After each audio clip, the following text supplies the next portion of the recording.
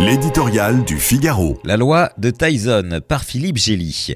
Une image vient à l'esprit pour décrire la suractivité de Donald Trump depuis 2 semaines à la Maison-Blanche, celle d'un mitrailleur de chars d'assaut sulfatant tout ce qui se trouve à sa portée.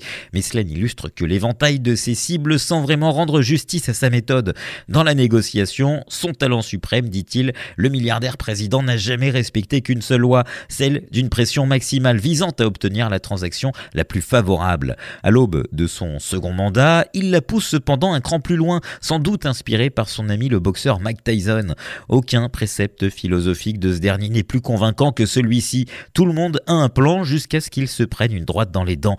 Libéré des conventions et des entraves en partie subies durant son premier mandat, Trump 2.0 cogne d'abord et négocie ensuite. C'est ainsi qu'il a pris possession de l'administration fédérale et confié les clés du coffre à son factotum Elon Musk. C'est aussi de la sorte qu'il assène des droits de douane à tour de bras en priorité aux alliés des États-Unis avant de prendre son téléphone et d'ouvrir le marchandage avec ses homologues. L'effet d'annonce projette de lui une image brutale qui séduit son électorat en donnant l'impression que ça y est, on respecte à nouveau l'Amérique. Peu importe la suspension provisoire et les discussions techniques qui s'enclenchent ensuite à moindre bruit. Les premiers pas de Donald Trump révèlent aussi d'autres traits. D'abord, le mélange des genres qui lui permet d'actionner un levier pour obtenir un résultat sur un autre terrain, du commerce à l'immigration ou à la défense par exemple.